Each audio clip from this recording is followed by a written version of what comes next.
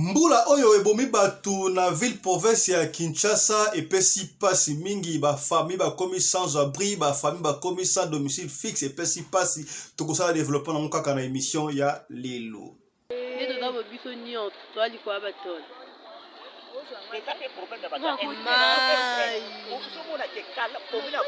Eteni Longondo, cadre IDPS, ancien ministre ya santé, à Kangibongo avenue, à Komitiango avenue, propriété privée na ye. Est-ce que l'État est makambu? Oyo, tokoso milonga kana émission ya lelo. Mais c'est Eteni. Atingi batunaye ba ya kubuka porti, batonga mir. Tout le monde ka ba agister, ba na ba maçon. Les voisins de Messier Eteni Longondo qui alertent l'opinion sur cette mesure arbitraire sont donc obligés d'escalader des murs afin d'évacuer à leurs occupations, une tâche très pénible pour les enfants à bas âge et surtout des mères de famille. Sommet ya États-Unis, Afrique et Salamaki déjà, mwana mboka mokozi na biso tata Félix Antoine Tshisekedi a participé qui tokosala pe détail nango kaka awa na émission ya lelo. Bakaji ni mvula jikumi ni mwanda mukulu ni kumpala kwaka. Baji danga ta buji suila bitaba wakuji faire enrôler. Face à cette situation, notre frère Félix Tshisekedi a souhaité voir les jeunes de 18 ans et plus s'enrôler dans l'armée afin de faire asseoir son pouvoir. Sinon, nous n'aurons que nos yeux pour pleurer. Radio Collectivia Fiston, tous s'abonner massivement. C'est validé. Mobali mbinga na munangolo aboya hydroquinone. Soki ezotambola basheri bazokoya mayanga na retrouve douce tendresse affection epana yo nasalelo nini mpo ndimake na kupendaka sana shitakwacha pelende wenjoro. Pour l'habillement des classes de vos enfants, pour l'élégance de vos enfants, désormais, visitez le magasin Little People Shop chez Mama Charlotte Caputo. Little People Shop chez Mama Charlotte Caputo, l'habillement officiel de vos enfants. Awa et pas Mama Charlotte. Moi namboka, bon monake, ba namboka, congolaise, tala biloko ya kosala, et pas bapaya. Acheli biso bilamba. Banda de 0 à 3 mois, yango yo. Soto yawa de 6 à 9 mois. Toke wana de 9 à 12 ans. Toza na nyonso. Bana mibali na bana basi. Soto yawa. Omoni oya bana basi. Ndenge mwana zo putsana. Toza lokola wato yene 8 ans ti komata. Yango yawa. Koto yo ndi makambo. Mwana zo bimondire ministre. Ya bataille nyoso yango ba Samuel ba Chuchu yango yo Afrika la tsabana oyine to mutaka elengi tala ba fest bana mwana bimi na fete batu ba komobanga soko lingo somba biloko yo omonike olingo sepelisa mwana na yo ko déplacer na yo te okotika na internet okomona adresse na biso yango wana. Little People Shop chez Mama Charlotte Caputo. Adresse Edenval, Greenstone Shopping Center, shop numéro L119. Téléphone 011 52 46 366. À Jamestown, nous sommes sur Meyer Street 183. Jamestown Town, Johannesburg, shop numéro 5. Téléphone 082 324 85 22. Place nyonso zali benga biso kotaka ligne benga biso teotiko bilamba tina ndako. Little People Shop tozana bilamba ya bana ya qualité olingi osomba kota na website na biso retrouver biso na Facebook toza online pe soko osoma partout na Afrique to délivrer bino na ba Korea na biso préférence ya malamu ya original. Donc, c'est la livraison à domicile. Little People Shop met à votre disposition l'achat en ligne. Allez sur Tekelote, tapez Little People Shop. Choisissez l'article de votre choix. Il vous sera délivré jusque chez vous à la maison. Mais aussi, allez sur Zando, tapez Little People Shop. Choisissez l'article de votre choix. On va vous le délivrer jusque chez vous à la maison. Visitez notre Facebook page, Little People Shop. Little People Shop, ya biso moko. Little People Shop, ya bana mboka. Mbote na bino bandeko balandi ya radio lokole télévision bisika nyos tu bozwami. Merci na confiance pe fidélité bopesaka na programme oyo. Radio Lokole masolo lelo tozana tango ya politique tokosola politique ya mboka na biso na bara chaque fois soki tolobeli mboka na biso te nani akolobela biso biso moko esenge na biso tolobelaka mboka na biso po so tolobela yango te muta kolobela yango azati kombo na ngai Fiston Pelende tata ya Sedek. Merci na babone nyonso tu na confiance bozo pesa Radio Lokole TV et pa ya pito betaka masolo nyonso tu pona kosunga non seulement peuple africain mais peuple nyonso ya mangala dans le monde entier. Ndenge tolobaki na sommaire kuna mbula oyo ebeti na ville province ya Kinshasa esali ba dégâts ya kosakana te e bebisi bandako bandeko komi sans abri sans domicile fixe et pesi passe ya kosakana te. Oui, c'est vrai que esali catastrophe naturelle et ça la maka partout tout mona ba mboka ebele même en Afrique du Sud awa edinda na États-Unis na France tout mona ba image mais siko ce qui compte et loko nini sala makasima aide nini gouvernement ya kanango pona ko sunga ba ozali population na ye na émission lelo tozali na invité moko mwana mboka oyo bolingaka mingi alobaka kitoko ye azali bongo Jeff Belio azala kana Cape Town Afrique ngele avec ye to kosala commentaire ya émission oyo ebandeli ti suka na bandeko lo mambula oyo pesi ba dégâts ya kosakana te bandeko to kozwa correspondant na biso na Kinshasa tonde komona Kinshasa apesa biso degré ya ba dégâts oyo salemi na Kinshasa mais yambwana na lingi toyo kana nunde ko mwasi o nde o se plaindre na ba dégâts oyo mwinda mbula pardon et ça na libanda ndeko oyo afa indi kolea ba tol to monter vidéo oyo pona ko laksa bino kaka pona ko éviter ba régulation sur YouTube mais tali pena c'est pas beau à voir ndeko mwasi o azali kolela tout à l'aïe.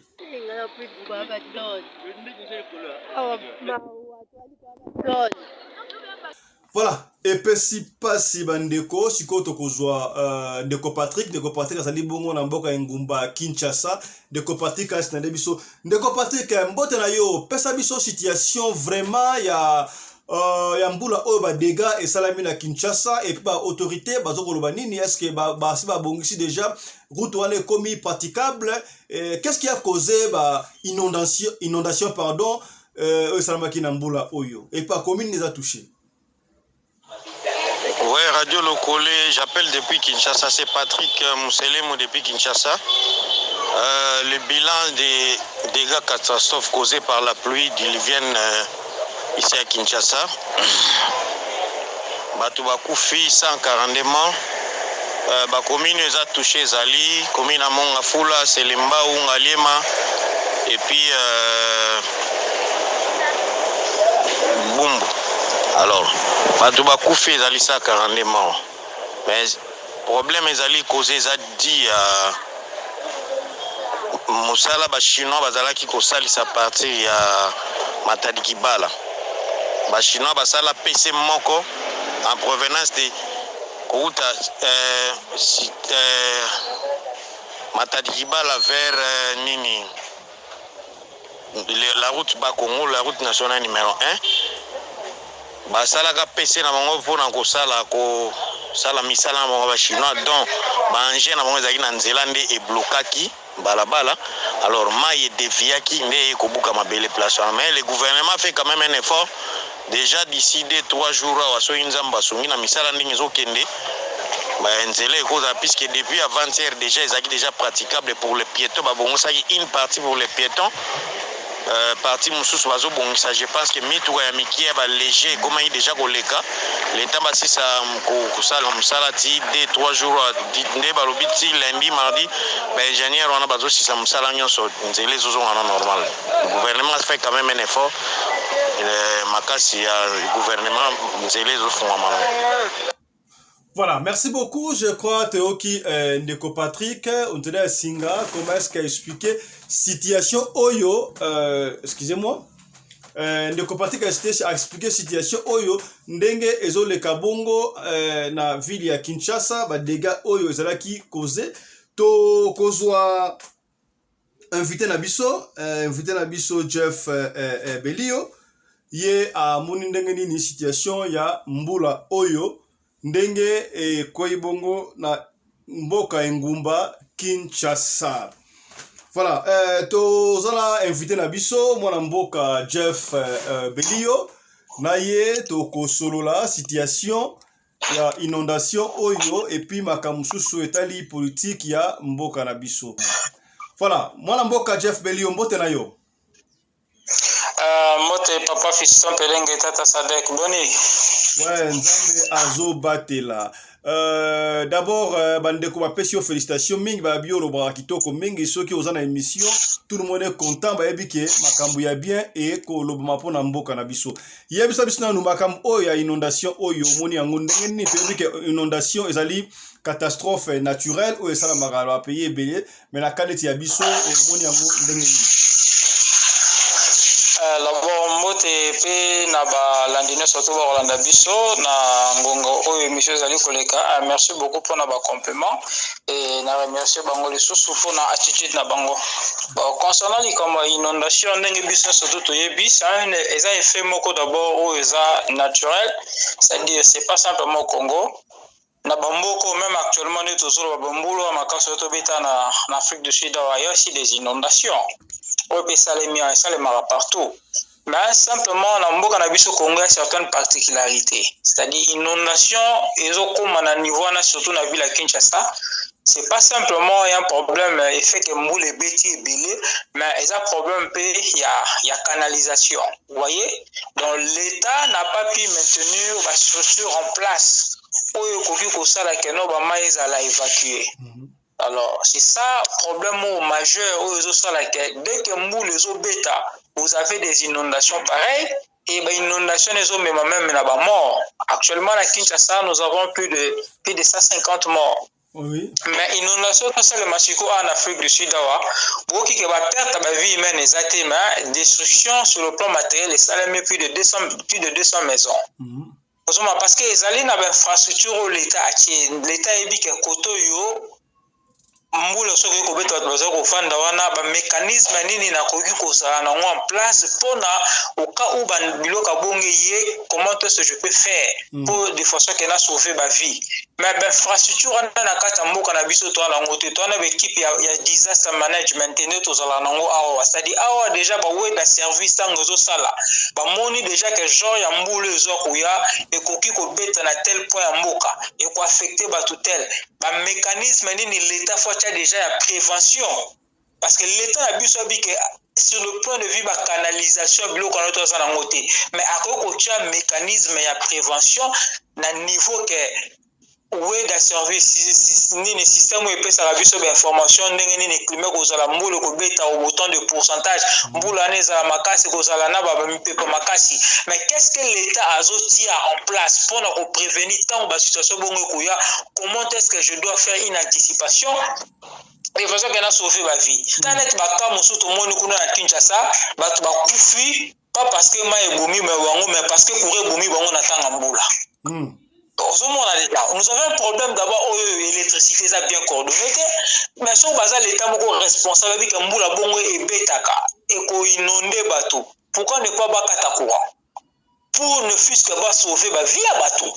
Vous voyez que la structure dans ça montre comment est-ce que l'état est mal organisé.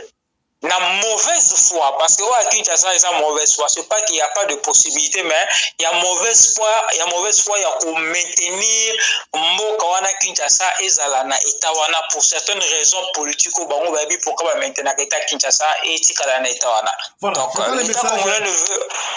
je crois le message est passé. Tozwa Ndekomususu. Mon mboka commandant Anderson Congo de Djobu, il y a pas personne qui a vu naïe sur inondation oyo abeza catastrophe naturelle dotika bongo koloba concernant chef de l'état. Suivez plutôt commandant Anderson de Djobu. Suivez. Moi la mboka Fiston Pelé kende naza koseka naza komona bato na Kinshasa kuna baza koleka na ba télévision pour dire que non oyo bakufi na mbula wana ezali ba mort eza ekoti na ekozala konte na mandat Tshisekedi na seki makasi tovanda na Afrique du Sud awa mbula ebeta na Durban plus de 270 morts. Autant de familles, bandako ekenda, na tika ko yoka sud africain moko talo bakino ba moko ezali na muto Cyril Ramaphosa. Mbula ezali catastrophe moko bo naturel, oyo président de la République a stoppé yango te. Bato babosa naka fati akuta mboka wana ngengona aya bani ko sala ya osala. Na azana bato magique te oya ko beta lelo oyo abongo la Congo e ko masoki ndengene. Asali oya za ko sala, tout le monde a vu que non dans 4 ans on a sali ko diriger mboka fatia sali mieux donc bati au distraire biso ezali na bila moko tana ba mort ya mbula o ba ko cha yango na mutu ya fatite ba koma batu bon je comprends ba animateur ba émission ya ba internet oyo na yebite soki be ba yokola wapi na yebite ya to pesa wango total wango ndengwana mais batu ba kufi la catastrophe mo naturelle ezama ma fatite. Voilà, je crois que le message est passé. Merci mon amboka, commandant Anderson de Djobou, Toboso, qui est resté en ligne. Voilà, tout le deuxième point d'abisso, point Oyo, étali affaire conflit parcellaire. Ancien ministre de la Santé, mon amboka, Eteni Longondo. Pour ceux qui connaissent Eten Longondo, c'est très bien. Mais Obaebi, mon amboka, Eten Longondo, Azali, ancien ministre de la Santé, dans la période de la COVID-19.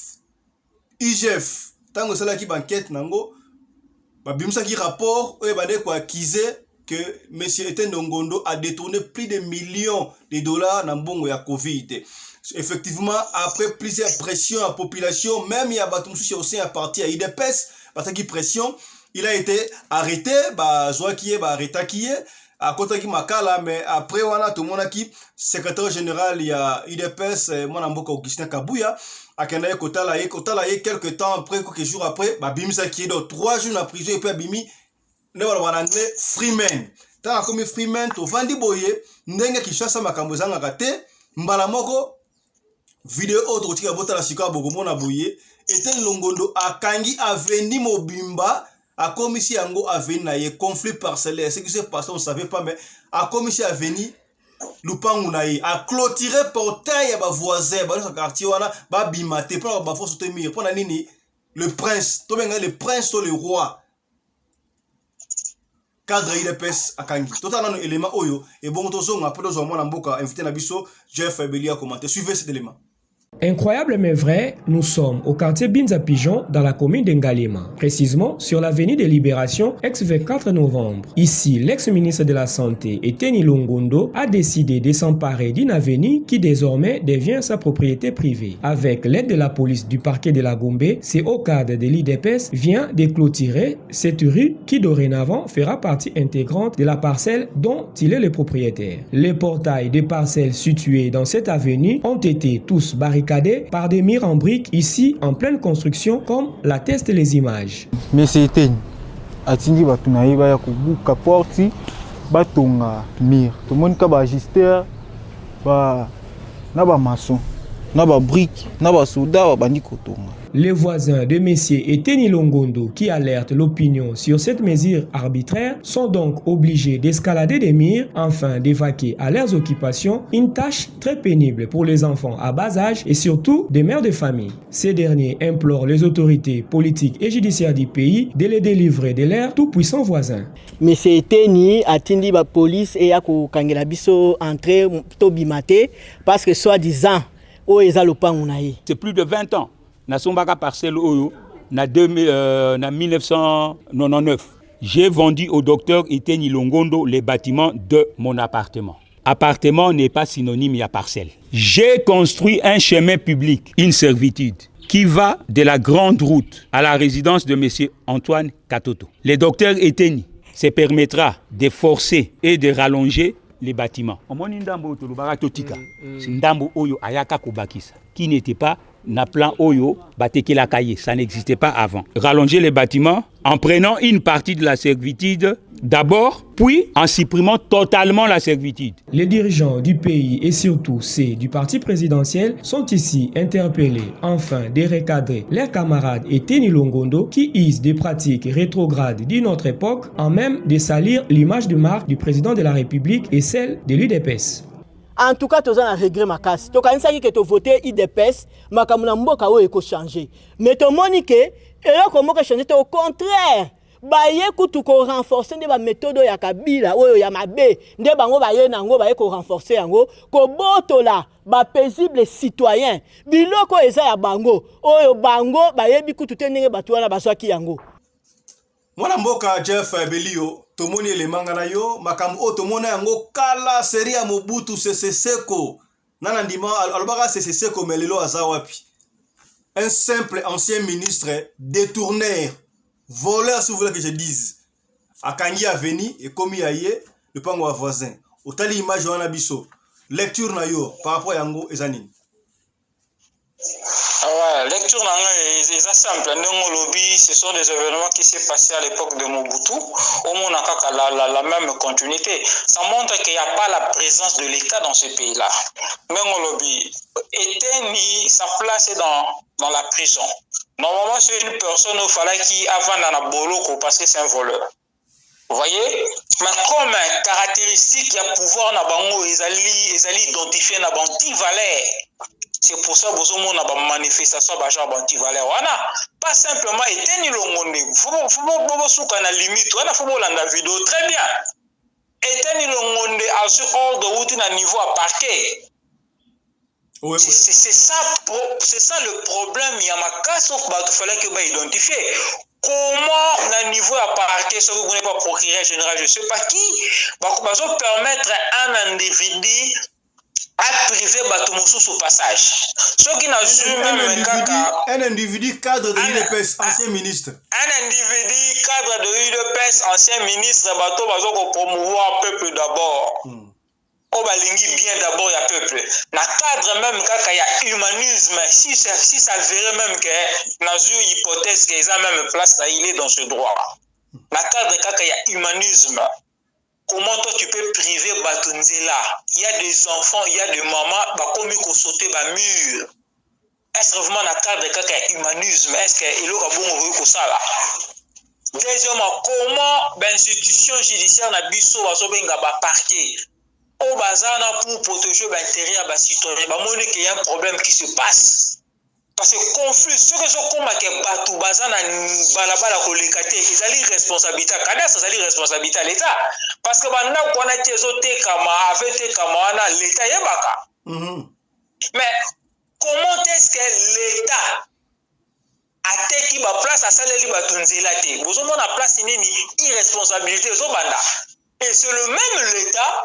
Oyo azali censé na niveau cadastre avant appeler sa espace à bateau et le calibosso ça la traçage à nzela, traçage à maï, traçage à courant, baka niveau tout ça ndeni bato bakoleka, l'État n'a pas pu kotia babilo kwana en place et c'est le même l'État qui vient autoriser un individu comme Eteni Longondo, un voleur de nature, membre UDPS pour ça la babilo kwana et sans inquiétude. Ayebi kelo kwa na lengake ebima na mokili.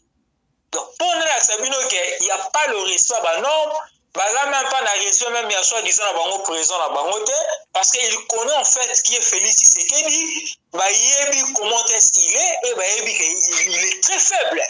Donc nous sommes pas ils peuvent s'engager dans des histoires comme ça et puis yebi que ba retomber aux alatés. Mais à notre grande surprise, acclameur public et ça Sali Moussa c'est-à-dire le dossier Yabaneta Bajama Kabundi, le dossier ya mama wazaki député ya nanu ya ML Soba Obakanga Kaiba Suruana. C'est à cause de la caméra publique. Mais aujourd'hui la caméra publique ici a gagné Nanzila. Et pourquoi le procureur ne peut pas se saisir de ce dossier? Pourquoi le procureur ne peut pas se saisir de ce dossier? Croyez-vous qu'on doit s'attaquer au ministre de l'urbanisme et habitat Mwanamboka Piche Babiru? Oui, effectivement on doit s'attaquer à lui, on doit s'attaquer na parcours et ça qui ordre wana, on doit s'attaquer na police provinciale de qui élément, on doit s'attaquer na gouverneur ya ville à Kinshasa. Non mais le gouverneur vous dira que ce n'est pas c'était au niveau communal. Non, oui, il est le chef, il est le patron de la ville. C'est lui le numéro 1 de la ville. C'est ça le rôle d'un gouverneur. Azali numéro 1, ville ouana, le responsable numéro 1 à ville ouana, c'est le gouverneur de la ville. C'est même pas le premier ministre. C'est comme ici à Western Cape. Président Zuma avant Longoa, Ramaphosa, je me rappelle le temps à président Zuma. Le président Zuma devait venir ici à Western Cape. C'est le gouvernement provincial à Western Cape. Il sait combien de policiers européens ça. C'est là que nous avons 15 policiers. Ce qu'on peut y vendre, tu peux effectif pour nos lignités. Ici, tu as vu que la ville est sécurisée, tu auras que 15 policiers dans la suite. Ça s'est fait à Johannesburg. Il y a Massim, il y a Bossani Kombo, Jano, Soli. Ça a comment qui met à Johannesburg, met à Pretoria. Alors, il y a la ligne sur Blue Light, il était en sauf le président de la République. Au ministre, aux gens de VIP Protection, Blue Light est ça, on est à un niveau quoi, il y a le maire. Oh, Azali, le maire, Azali, commissaire de zone de Tolobaria, ville, on a appelé si ordre. Le citoyen de la ville numéro 1, c'est Ngobila. Et Ngobila devait intervenir. Comment Ngobila peut intervenir au bout de la cimetière? C'est Ngobila qui est parti, non? Vous m'avez entendu dans la vidéo? Avec les bateaux, place ils ont normal des abominations, les gens ne peuvent pas Maintenant, on voit un simple citoyen, voleur comme Etienne Longonde, qui se permet d'aller clôturer toute une avenue pour empêcher les habitants au bazar de passer au Bimezate. Et vous voyez le gouverneur est là. Bajeko Moulumba, UDPS. Vous voyez le président de la République est là. Pour te dire que les alliés gouvernement Mokaba voyou, on doit se débarrasser. Restez en ligne, on va revenir étape pour nous de prendre un autre intervenant. Suivez plutôt l'intervention de Mwanamboka. Restez avec nous en ligne, on va vous rappeler. Suivez plutôt l'intervention de Mwanamboka, commandant congolais de Djobo, en ce qui concerne Makambu Oya et Teni Longondo. Mwanamboka, commandant Anderson de Djobo, au moins dernier pour Makambu Oyo, il y a Teni Longondo. Oui. Voilà. Merci beaucoup, mon amour, Fiston Pelende.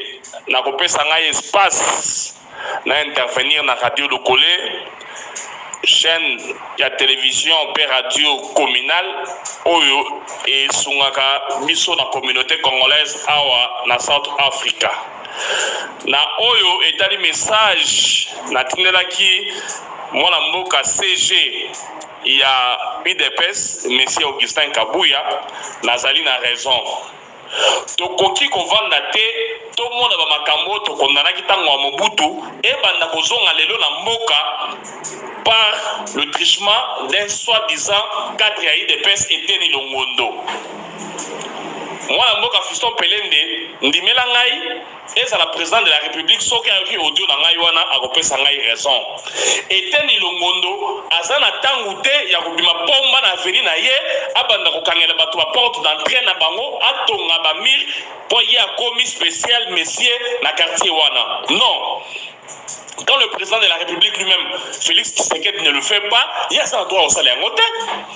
Biso na UDPS to pronaka état de droit. Comment s'explique-t-il que Etienne Longondo abanda ko malmener batou na quartier Sikopia Vandaka parce que azali na pouvoir moko boy. Aya kotonga ba mi na ba portail na bango na ba policier na mupanzi. Et comme ça la matin to ko prouver yango te. Biso to zali bato oyo il faut to lenga la peuple o apesi biso pouvoir, peuple o apesi biso mandat, peuple o to zali na posa na ye après sa biso sous mandat en 2023 président Félix aya bongo continuer na ba projet de société oyo zali nango pour la mboka wana. Alors que mona mutu moko boye aya abanda ko salir image ya UDPS to kotelemela tina minute asuka. Etienne Longondo na droit na te aya ko faire souffrir bateau bateau ba ko escalader ba mi pour ko tra banda ko na bango. Pourquoi? On a essayé ma terre nkondo etend sekela apesa bisote. Alors to ko tikela yango espace te yango to sengi na CG o asali na tourner na Mbushimai tango ko zonga aso général Kasongo na ba policier ba kende ko buka ba mir nyoso oyo etele longo na tourner na ba porte d'entrée ba penser ya batwana. On a essayé message te oyo papa etend sekela tikela biso ou bien même le président de la République Félix Tshisekedi Yamoko akoyi ko ndima biloko wana te. Voilà, merci beaucoup Mwanamboka Anderson Congolais Jobour. Tous après intervention de ko namona ke intervention de ko OP à lobi kitoko ye azokoloba comment est-ce que qui on doit s'attaquer, c'est pratiquement même chose là on de ko Mwanamboka Jeff Beli à lobi là de ko oyo qu'est-ce que lui pense zo atolandai tout un parti politique la réflexion na Mboko tozana état peut-être Mboko état avec tous ces coins et recoins na maboko ya ba Congolais Mboko tozana état mais les lois zo lo bala biso ke l'état zate nani akoza la plus fort pour les état na mukilo azate mutoni nyango zo se peut valoir avoir la force ya kozombongo na ya tonga na mabila l'état ndenge bandenga ndo kwa solo bana eza manque d'argument ba éviter nini ba koloba yango oya kokata na mukusi za kino balongwa na 2024 batikela biso boko mutu muso batikela population apesa wana mutu alingi parce que oyo eza pasi yo oyo aza poser ma question vous répondre te ne on ngai dans ce pays où nous avons des dirigeants forts comme la président de la République au kiti na gouvernement au kiti na ba parlement au kiti na niveau municipalité il y a aucune personne qui a le droit à Mbongo na ya tonga na mabele à l'état sans qu'il y ait autorisation moro quelconque. Vraiment. Il y a moins de personnes qui ont compétences à Ngobila ba bourgmestre na ye o bazolo ba kero ba ba musu ba tonga ba na yebite alors que non na municipalité na yo za na service habitat oza na service ya urbanisme pour couper kunde on nganga le bishio kino ngai solution pour na nga na mincho za kino Jean-Claude Ngobila a démissionné to ba déchio ba déchio rien soit ministre habitat plus mabidu balongo balongo la soit a démissionné oyo koyana kwa na makanisa sika akona makanisa sika ndio na ngai na bien yozo ninga ozo na population akiyo bakanivo na nini na moi ni moment où yemo ko Jean-Claude Ngobila via son projet qui ngobeta bazoba que la mission mabele na kati ya bakanivo wana c'est parmi des solutions c'est ce que nous voulons même si on peut sans solution mais ne serait-ce que des idées oyo ko apporter téléspectateurs le roi Bomoni awa toza na Ipen lupango oyo ndeko oyo lobi ke docteur Eteni akangi nzela na ye arrivé yango oyo nde bomona balabala yango oyo ndenge ebandi toye tokomi biso ya tokomi na entrée ya lupango ya docteur Eteni Longondo yango bomoni portail na ye yango oyo ayibe loko te akose loko moko te portail entrée ya docteur Eteni yango oyo bamir oyo bozomona mibale kuna ya sika oyo batongi eza ndeko oyo abuki lokuta ke docteur Eteni akangi balabala nyonso ozomona eza lopango ya docteur Eteni yango mir oyo ye alingaki sikoyo mir oyo bozomona liboso na ngai oyo apasoli nzela abanda koleka na lopango ya docteur Eteni bomoni lopango ya docteur Eteni ndenge ezali bino botala lopango ndenge eza boye balabala eza wapi oyo lopango ya mutu balabala eza wapi mir oyo ekaboli docteur Eteni ava voisin na ye place bomona nzeta manga yango wana prolongement nango yango oyo eye boye ti awa sikoyo ye alingaki mir oyo atoboli oyo awa abanda koleka na lopango ya moninga boye nde bomoni mutuka wana eza wana aleki wana abimaki et pourtant aza na sorti mususu kuna libanda docteur Eteni te mutu asispanda misala o justice déjà se suspendaka yebisaka atobola awa te pour preuve tala ba écrit ya justice yango wana bomoni justice ndenge exécutaki bakomi na mir bapekisi ye atobola lopango moninga te au prolongement ya avenue 24 ndenge toyebisaki bino bomoni entrée ya avenue ya docteur Eteni yango oyo avenue oyo ndeko wana sengela bimelaka yango oyo pango na yango wana porte wana bomona ya chocolat de lopango na ye aza mutuka bimi abimi clairement accueilli akiti muninga aza na ngambo ye aza na ngambo ye fa bimela na loboko mosusu oyo kote kuna bozomona na ngambo wana kuna ifale ya bimela koto nyonso eza lopango ya docteur Etienne Longondo mais ye alingi batobola lopango ya muninga po banda koleka je crois bozomona couloir miso na bino eza témoin bozomona lopango na ye vaze o atie makelele ndako na ye yango wana ndako wana jaune. Le message est passé. Quand même, nous voyons que à l'époque, il y a Joseph Kabila, Joseph Kabila, ancien président, que je salue en passant. Tout n'était pas mauvais. Hein? Si on dit qu'on reconnaît et qu'on canissa Kabila, de comment les gars à la télévision, ancien député, je crois, national tout provincial, qui bon pousser biso tout banda qu'on canissa Kabila té. Ce qui bat bani qu'on canissa Kabila est comme dangereux. Élection peyango et comme pembeni. Donc voilà.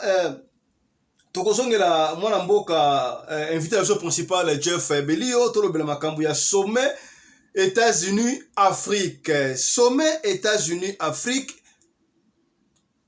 ba makambo caché eza ebele na kati kuna.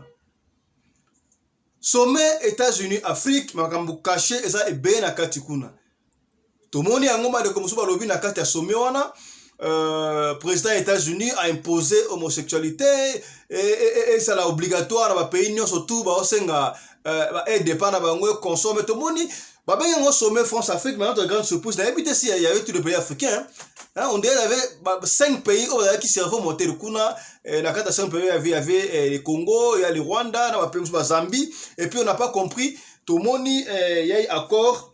Je ne sais pas si c'est de paix ou de quoi notre invité va nous dire entre les Congo encore et la Zambie. Beaucoup de contrats de Saranini. Et ben on a plus que l'Arabie Saoudite. Moi n'importe Jeff Belio, tout le problème makambi ya sommet Oyo et Salami États-Unis Afrique. Est-ce que au moins c'est quoi la raison principale d'après ya sommet one? D'abord, premièrement, raison principale il y a sommet Salami entre Afrique du Sud, Nord et Afrique. Non, États-Unis États-Unis d'Amérique, n'a pas pays Afrique. Par raison, les deux premières raisons majeures, il y a les d'abord expansion, il y a la Chine en Afrique. Alors, les Américains, ils ont vite compris que la Chine a contrôlé maintenant une grande partie d'Afrique sur le plan de vie, sur le point de vue plutôt il y a investissement. Ouais. Dans ces dernières années, sur le Tanginet na finance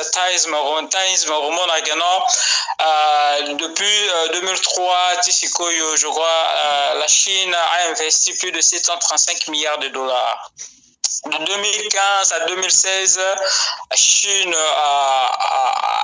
a multiplié l'investissement au moins 15 à 16 fois. Ah bon? Et premier sommet où le bossé Salama qui n'attend Obama, c'était en 2014.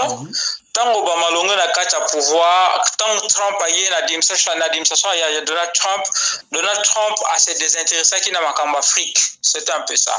Alors la Chine a eu expansion. Alors expansion chinoise, ils ont créé problème aux États-Unis d'Amérique sur le point de vue économie parce que tellement que la Chine a commis économiquement commis très fort même à commis à combattre les États-Unis d'Amérique et ça dit que la Chine peut financer les opérations indépendamment il y a des institutions surtout comme FMI passé par tous ces Américains là et donc on a déjà échangé climat politique et puis échangé climat d'affaires et deuxièmement ils allaient présence sur les militaires russes dans le territoire africain. Vous voyez, parce qu'au monde, on a sommet, on dit bien, Mali a salité, Guinée y était, Soudan s'est présenté, et puis il y a au moins 5 pays qui ont été Mali, Soudan, Burkina Faso. Burkina Faso pas y été. Donc les raisons ils allaient avancer dans le niveau et pas secrétaire d'État américain ils allaient chercher un camp africain va dire que non selon les États-Unis d'Amérique comme ils ont travaillé en partenariat dans l'Union africaine et que le pays allait sous sanction dans le niveau de l'Union africaine il ne pouvait pas être invité. Mais alors que c'est pas ça. Le problème est allé que non présence à la militaire ici qui va payer on a traité un groupe Wagen je crois où il y a mercenaires russes ceux qui mènent les opérations sur le terrain et que la mandat officiel oyo bapesa la France na niveau des Nations Unies parce que la France fait celui le gendarme africain il bapesa une mission pour opérer pour faire les opérations légalement dans le territoire africain. Ça c'est le mandat bapesa la France. Mais il se fait que la France a été déboutée. Débouté déjà dans le pays et présence à la Russie et présence à la Russe, la présence à la Chinois. Il y a raison numéro 1, il y a une interpellation à sommet. Il y a un sommet que les États-Unis d'Amérique a changé approche na stratégie concernant le pays africain. Parce que déjà même déjà la guerre froide, c'est-à-dire les deux blocs. Bloc mi balé zongi le sous ndenge zaka natanga ba Gorbachev natango ya ba période ba Gorbachev avant que professeur ko ya ba faire tomber la Russie. Oui. Alors ba monique bloc communisme bazui sous ampleur bazana puissance militaire et bana puissance économique. Alors émancipation à Batouana et salami wapi et salami en Afrique. C'est pour cela, but y a sommé Yangwana. Comment Baluka va empêcher extension Yaba russe sur le plan militaire et puis va empêcher extension Yaba chinois sur le plan économique. C'est pour cela les États-Unis d'Amérique, comme la France a échoué, donc on maintenir ordre wana. Surtout les États-Unis d'Amérique qui veulent implémenter maintenant des stratégies à Sika, na ba partenariat africain par rapport à la philosophie naie, comment est-ce que ça va blocage. On demande même la carte à sommet, ça signifie que non, bien que les pays africains même va voter na minute on a Conseil des Nations Unies, va s'abstenir pour voter contre la Russie, mais les États-Unis d'Amérique à tenir bango rigueur sur ce point-là, c'est-à-dire à se compromettre quelque part. Ok. À se compromettre quelque part. Alors, ils ont une opportunité, les Africains devaient maintenant jouer leur carte. Bien qu'on a l'année communiqué officiellement qu'on a un niveau à pays Moussa-Afrique, non, qu'on a bango, solo lina américain, mais c'est que ça les problèmes d'exécution parce que sur le plan promesse, sur le plan exécution, ils sont différents. Et ils promettent exécution, ça les maraté. Mais il porte surtout nos partenaires, surtout, y compris la Chine et la Russie. Parce que automatiquement, les gens comprennent cela. À États-Unis d'Amérique, Western country, pays occidentaux, ce ne sont pas le pays fiable. Il y a un cadre d'agrément. C'est ça la réalité. Alors, maintenant, moi, je pays au peu en année, tout le monde a mis sur la comprendre le quoi, porte na bango pe boyete kaka na russe, ou bien qu'on porte na bango boyete kaka na Chine, parce que ce qu'on porte entre ces deux pays-là, au commis à la merci, il y a américain, il y a pays occidentaux, il y a la politique, il y a destruction normalement pour la carte Afrique. Donc, et là, il faut retenir que sommet wana ezali parce que les intérêts américains, les intérêts à l'Occident, va se sentir comme menacés. Et que les Africains, comme ils ont ouverture, place en sous, ils ont financement, ils ont armement, en dehors de Bango. Alors c'est ça qui est là que Somiwana et Salema. C'est pas pour nos intérêts, mais c'est pour les intérêts de Bango. Mais on doit voir les dirigeants basali sages comment est-ce que Bakoki ko profiter de la faiblesse au Occident avant qu'on se présente sur pour et bel et bien émanciper leur pays. Voilà, tout le monde les États-Unis kuna tout le monde qui mukantombolo a signé ce contrat moko de na évité ce qui accord de paix na Zambie quelque chose comme ça, c'était à l'occasion de quoi on a la position sur accord parce que na Zambie on a intermédiaire l'État américain. Et l'État américain, il y a encore signé dans Zambie, il y a accord pour la création de l'usine de batterie électrique. Parce que vous devez savoir que la Zambie, la RDC est le premier producteur à cobalt et Zambie, par exemple, a cobalt. Donc c'est ça en fait. Les États-Unis d'Amérique vont avoir le marché parce que dit que déjà, toi qui es la 4e génération, la batterie électrique, il faut écouter. La voiture électrique est déjà opérationnelle déjà. Et il va avoir besoin de cobalt. Alors, Benny Félix Tshisekedi et imposer parce que sur autant même body language d'abord Félix c'est là-bas comme moi la classe membre devant professeur devant le préfet.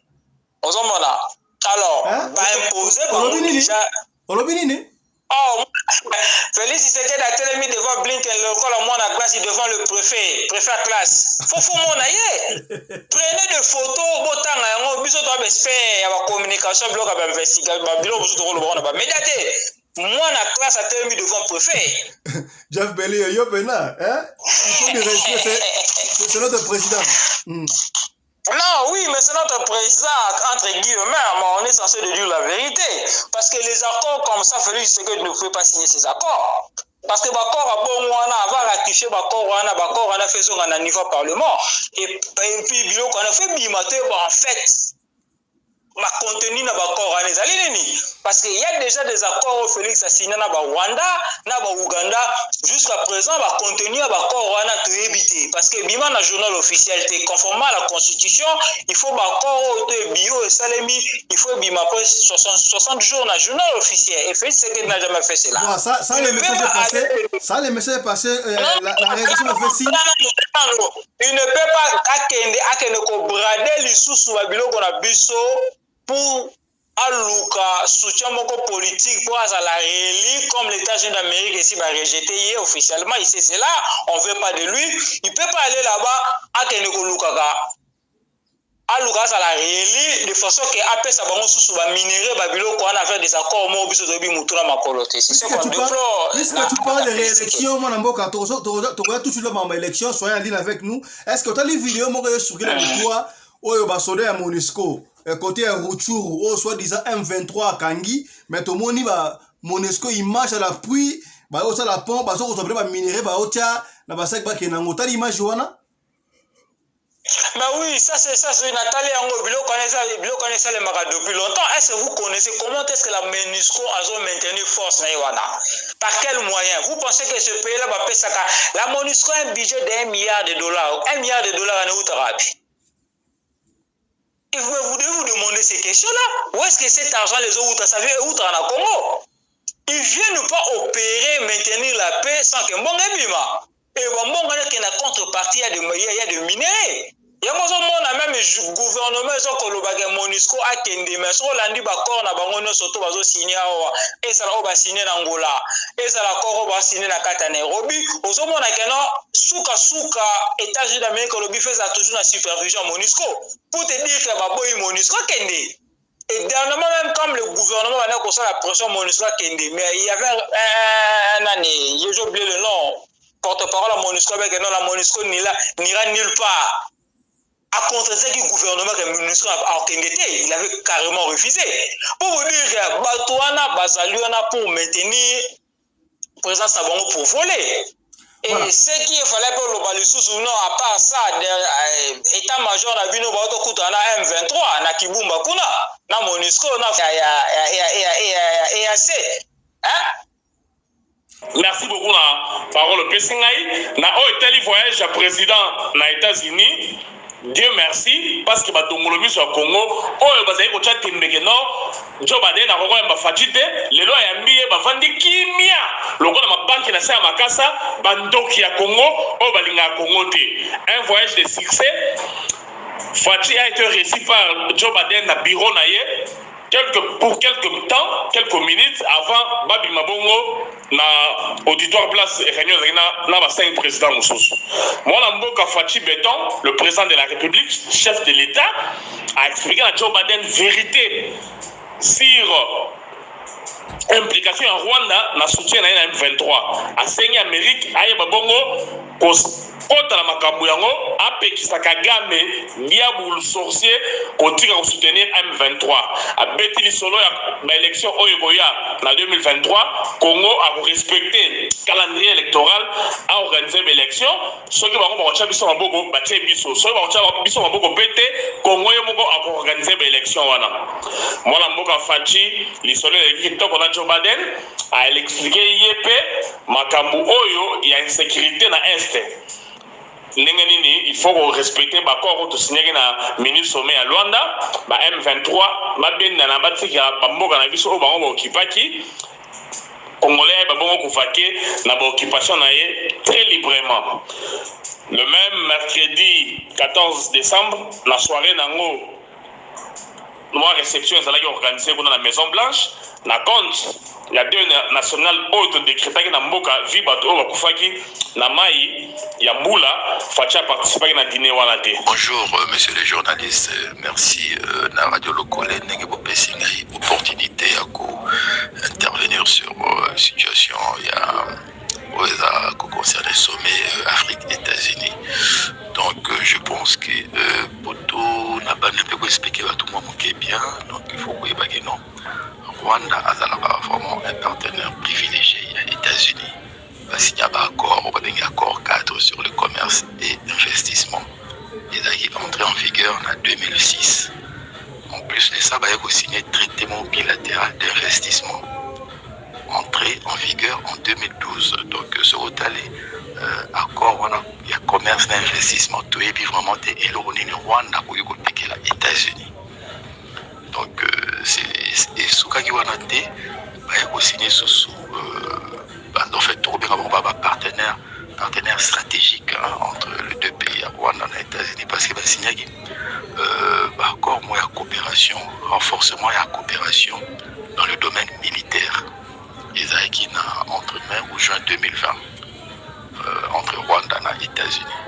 Et puis, plus récemment, le 13 décembre 2022, donc semaine Karaoyo, Bautiko signé en marge, il y a sommet Oyo Bazosala les États-Unis, sommet à Afrique, les États-Unis en marge, il y a sommet en pendant que sommet en Ezalaki, mais pas au Koto, il y a signé accord Babengi, donc Rwanda et Nigeria, il y a rejoindre accord, il y a Artemis, accord, il y a Artemis, c'est engagé par les États-Unis, je crois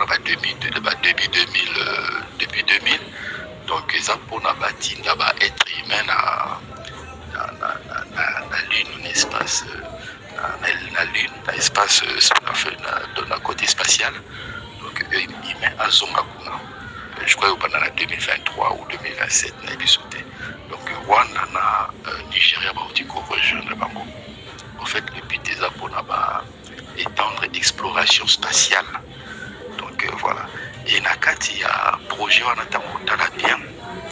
Yango, quand on parle de guerre ou Baboumi Batuna Kishishi, il faut comprendre que non. Ils ont un minerai, un groupe de minéraux, pyrochlore. Pyrochlore, on est au Salman Bidele. Et ils ont produit une stratégique très recherchée pour la fusée. Donc, côté Amassisi, va exploiter déjà cobalt Nabiso parce que toi, on a réserve Mounene à cobalt, il n'y a pas de coltan. Namasisi au Rwanda déjà a exploité et Bazo Lingasuko il y a mon moni ba kotisi pe Rwanda na katia ba accord wana Artemis pour na les accords spatial pour na ba fusée et le coup là ba vous a besoin il y a minerai na biso wana il faut pas utiliser sur Rwanda comme d'habitude pour na récupérer ba minerai na biso sauf que on va récupérer mon ndenge moyen force il faut pas bomba batou et comme tout ça na ba présent au bazo comprendre vraiment obligé majeur, il y a mondialisation. Donc, bazo préféré pas qu'il n'y ait un peu de rencontre inutile parce que il y a des moins quelques aides ils ont dompté, ils ont pris mon mais pas à ce permettre de une économie intermédiaire, c'est-à-dire pour avancer ou pour réguler. Comme on va contrôler ça sur place. Donc, vraiment, ils ont pas si les dirigeants au bas au comprendre. Donc, pour nous, il faut qu'il y ait des membres à la photo de Biden, c'est ça qui l'intéresse. Et bango peut pas aider non le pour ça les alaki aya ko kanga photo de Biden, il faut tripler.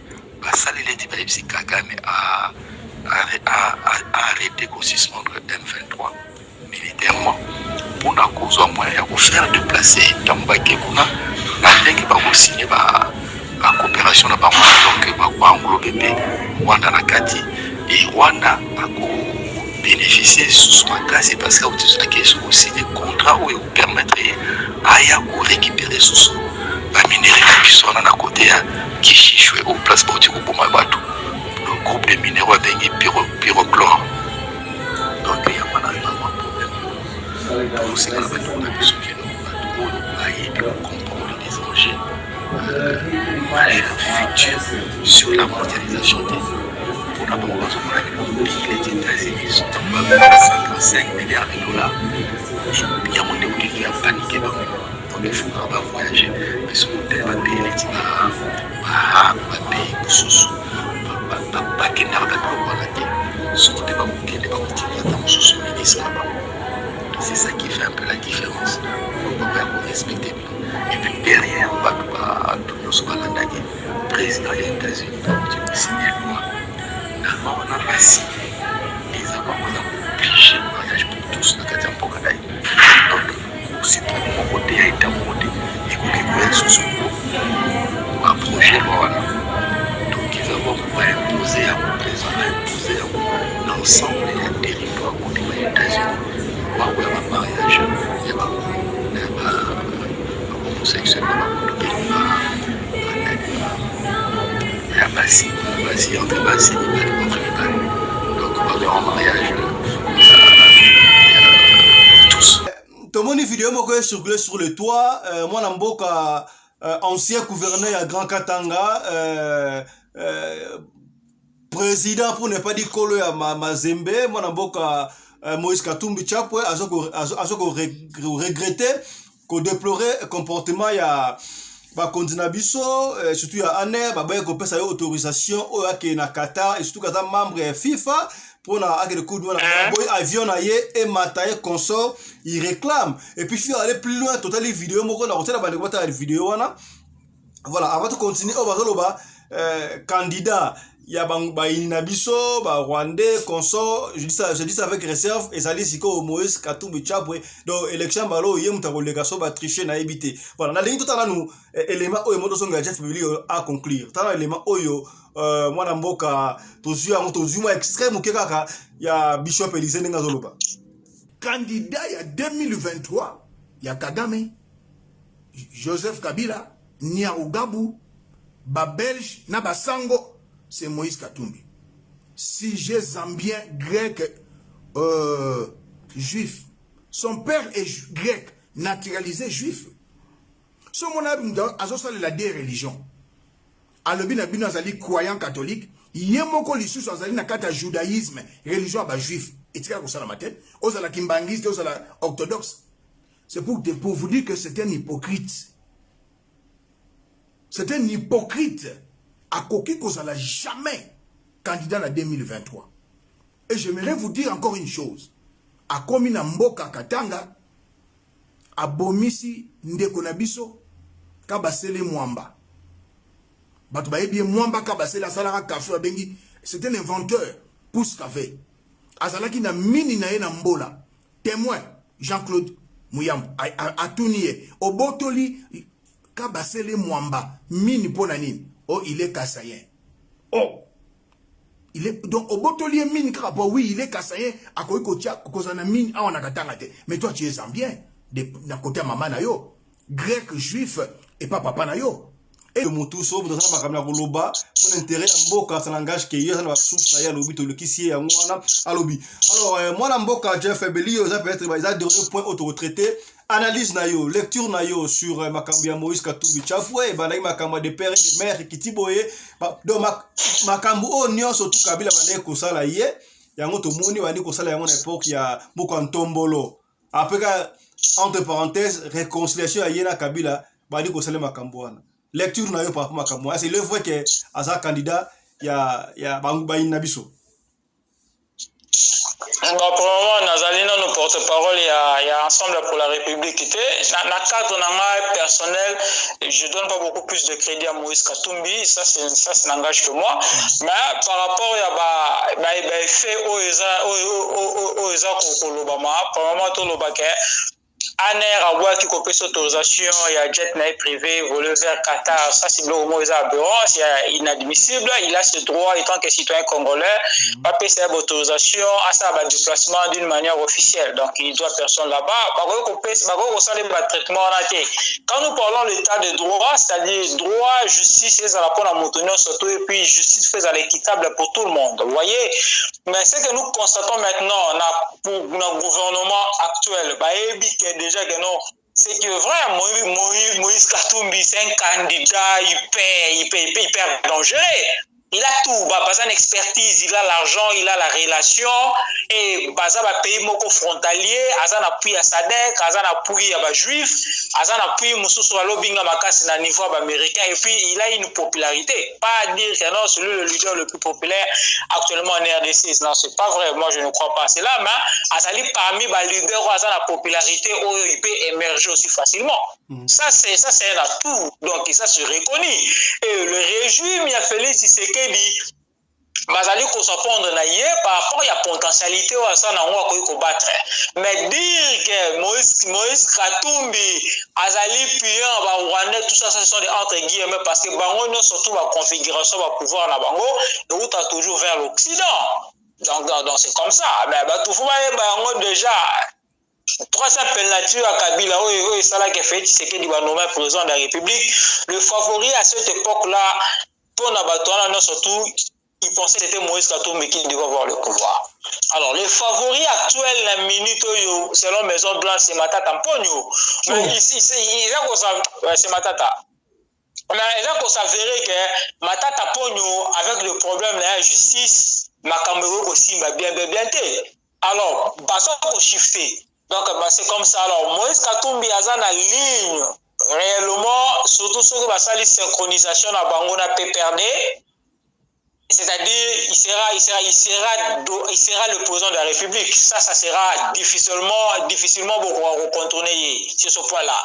Surtout sur la ni na Bangona PPRD. Donc, d'office, on est président de la République. Et comme Obatona Bazali déterminé à faire partie Félix Tshisekedi, Bazan expertise pour faire partie de ce qu'il dit.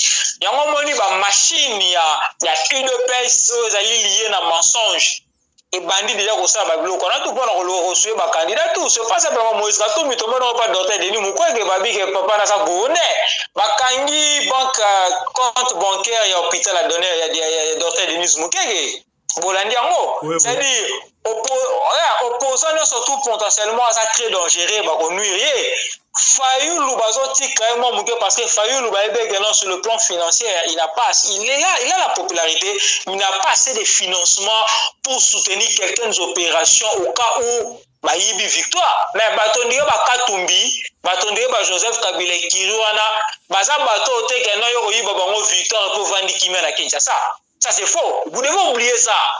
Ce qui vous y victoire à Batoana, Minduki ebeta manambokana. Ça c'est pire et simple vérité à solo on a voté au Ibayango. Donc toi tu mais l'élection bozo kende.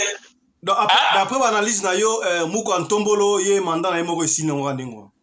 Manana Moko, c'est ça. Le message est très clair pour lui. Félix Tshisekedi, Atika, je pense même pas lui. Je crois que c'est son environnement.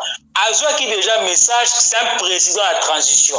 C'est un président, il y a circonstances. Ce n'était pas lui, c'est un président à circonstances. Aïe bien, il était là dans la circonstance. Il doit céder. Il faut Lucasco stratégie depuis Félix a Luka un vrai Congolais qui peut ça pouvoir. Pas lui. A permettre de pouvoir résoudre dans Maboka Katumbi, a permettre de pouvoir résoudre dans Maboka Batouana.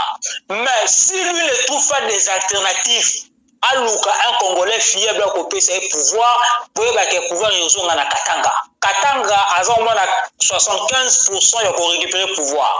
Et si les Katanga va récupérer le pouvoir cette fois-ci, nous recevrons même après 30 ans. Qui est ce Congolais fiable là? Mafa? Mafa? Non,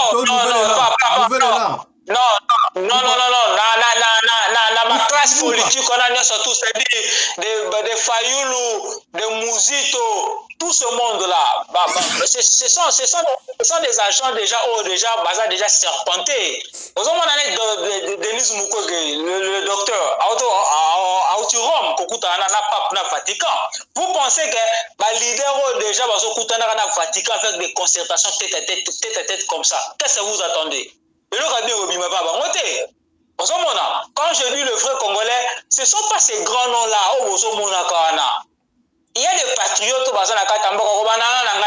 Félix Jeff Bello, fils du Très-Haut, tout peut au pouvoir. Mais moi, je rebondis.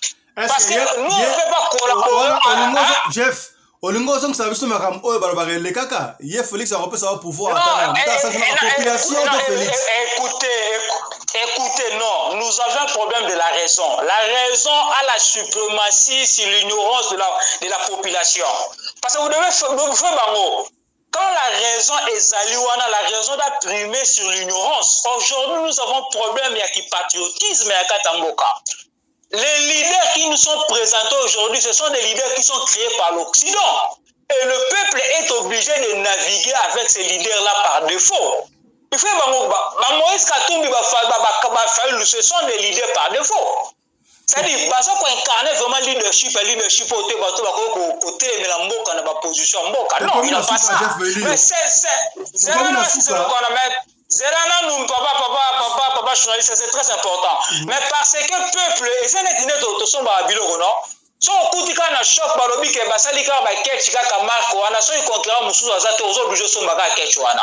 C'est-à-dire ba peuple na condition moko il faut apona kaka bateau bango moko déjà ici ba sélectionner.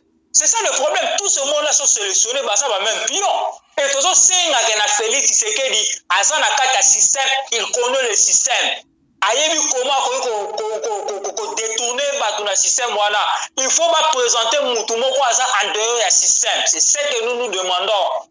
Et Moutona soka bimi en dehors du système, Moutona a habilité à faire face contre Batouana. C'est comme ça. Et na pouana to kobi na problème, il y a raison. Nous avons un problème, il y a raison. Tant qu'on a un problème, il y a raison. Ma vote ça n'importe pas. Parce que la raison qu'on primée. Aujourd'hui, il faut raison et primer pour sauver l'intégrité territoriale en Mboka. Là, ça va primer sur tout le Congolais. On n'a pas besoin de voir. L'élection à Congo, ce n'est pas une priorité. C'est qu'une priorité pour nous, c'est d'abord le survie de notre pays. Et comment est-ce que ça apporte à survivre en Mboka Nabiso? Ce n'est pas les élections. Parce que si les élections étaient une priorité, que Mboka pour une élection, on allait avoir le changement par les élections.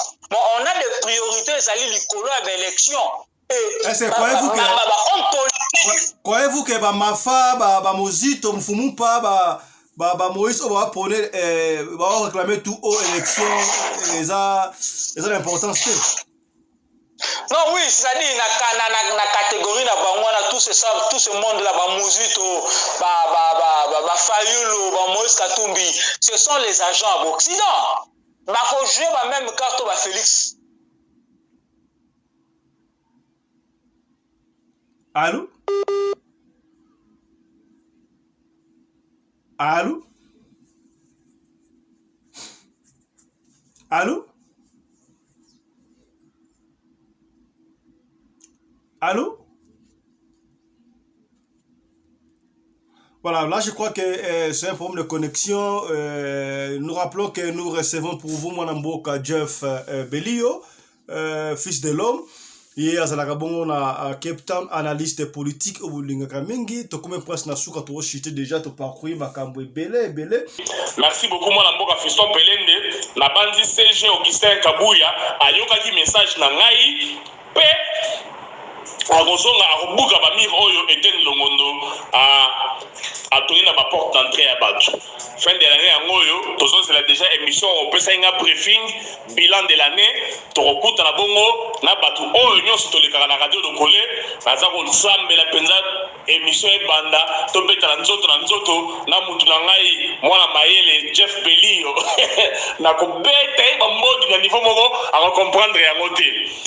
Nazaro c'est la Mike Alomba Kisimbi Barabas, Laurent Lorenzo Tutu, président Nabiso Ernest Boyenge, Mokonzilo Sako.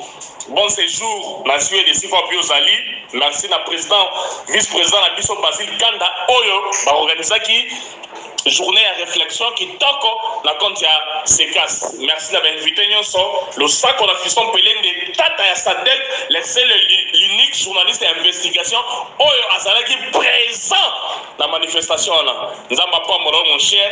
Merci na batuyon so Oyo Ngai, wabino commandant Anderson Kongolo Detchobu. À chaque fois, on a besoin de la radio, le collet politique, bien gabiso. Bandeko ensemble pour la République, bandeko union UNC, Union des Nations Congolaises, quelque chose comme ça, bandeko IDPS, bandeko Nouvel Élan, bandeko d'ailleurs qui sangona bandeko ba membre ya AFDC allié bazala ya président Sénat ba monde na raté mbongo ba liko lia kaka parti mais pour la roleka ça pose problème. Voilà. Je crois que ceux qui n'ont pas awa lelo merci na bino sur l'andi biso to kutani prochainement pour na numéro sous ya Radio Lokole Masolo la chaîne na bino Radio Lokole TV. Merci na Marie Naumbi la femme à la taille d'une tige spaghetti ni courbire ni virage coordinatrice ya chaîne Oyo. Merci peli sous na sponsor officiel la chaîne na biso Radio Lokole TV. Mama Charlotte Kaputu la femme de fer au na shop na ye bière officielle ya ba na bino ngomo na shop wana okela Greenstone Mall Shopping Center na Idonval shop numéro L119 okotabilo ya bana eza très bien kuna aussi na Jamestown na Johannesburg Town côté ya KFC na shop numéro 5 wana beaucoup na pesi sur shop tuza kuna topé okena online en ligne obeti na tekelot obeti Little People Shop et Robima opone article baka ko sala delivery to poke so na Zando obeti Little People Shop bakoya po ba aider yo mais aussi on a besoin moi na ya kotanga aviation kokoyo ko kumba avion militaire topé civil commercial bien sûr hélicoptère militaire topé commercial ko bongsa avion topé hélicoptère benga kaka Mama Charlotte Kaputu sur le numéro T benga sur Radio Lokole to ko en contact na Mama Charlotte Kaputu ngana benga kaye la femme de fer moi si on a toujours dans nzela pour la kosunga peuple congolais tout na bana fixe bayebi je valide Mama Charlotte Kaputu la femme de fer tosugi awalelo chap chap et tchala. Dans le cadre de soutenir la vision des chefs de l'État dans les domaines de l'éducation, Mama Charlotte Kaputu, la femme de fer, facilite à vos enfants de devenir étudiants en Afrique du Sud dans l'école de l'aviation, apprendre à piloter l'avion commercial ou militaire, apprendre à piloter l'avion de chasse, apprendre à piloter l'hélicoptère commercial ou de chasse, mais aussi apprendre à réparer les avions commerciaux ou militaires, des hélicoptères militaires ou de chasse en Afrique du Sud. Bandeko, yo mutolingi mwanona koma pilote commercial to militaire.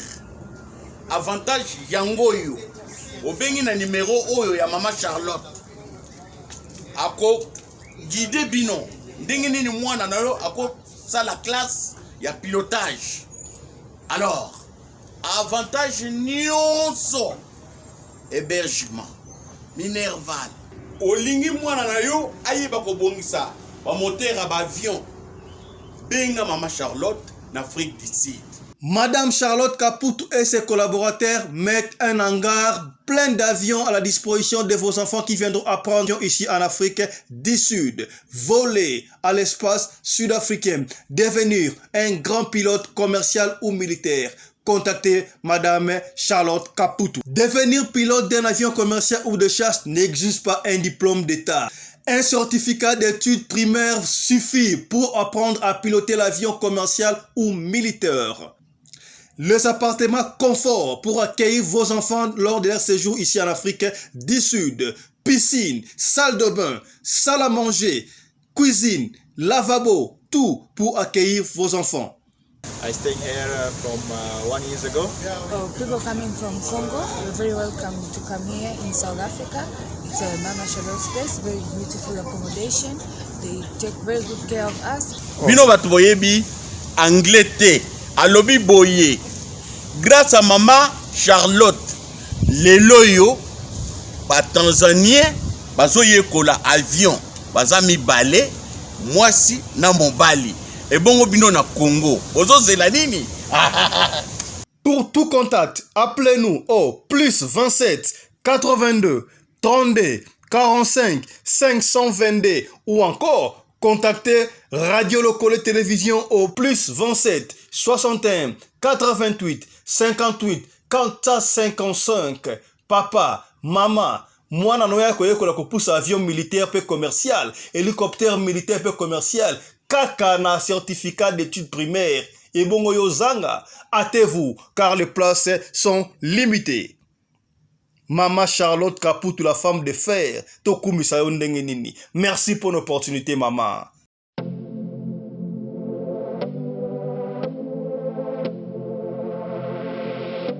Bonoma. Il y a une famille fashion. Donc la mouki a volé la dame pour un peignoir. Dans les papas, la bonne son mari les a dit non tout. Une famille. Déjà c'est le bâtiment. Une famille, on a signé une famille, quoi, c'est un modèle, c'est un couleur réveillée. Un chapeau, un képi, une famille. Les ensemble, une famille, on a fait, on a ensemble, mais pas moi, ils vont à l'autre. Là, tu peux oser la petite, là, relax, voilà. Nous sommes une famille. On continue une famille. Donc, on a dit ça, nous sommes à Congo, on doit consommer Congo. Une famille à Congo, pour consommer à Congo. Donc c'est une famille. On a dit ça, nous avons la Congo. Comme on m'a dit, les bêtements en bout là. Moi, ça m'a mis accompagné quoi. Moi, chacun au côté d'une famille, en collaboration avec Mercedes. Tu vois, pour le tourner là, on a Mercedes. Chacun Oyo, c'est une famille. C'est une famille fashion. Moi, je suis autant la bembele, je suis papaye. Une jaquette, c'est une famille, jaquette Oyo. Ma chapeau, c'est une famille. Pour Salino, c'est une famille. Ma chemise, petit de moi, c'est une famille. Jaquette Oyo. Moni? Hein? Consommons Congo. Merci. Avec un talent, ils veulent tous devenir riches, mais avec un travail, Bajisa tokoto banyele netuserete Kumuna betonele mapata senyi molide kota Bapanda bakati kurele tangeli na sanse Yoide moise nanga tisokenele Ngana botomo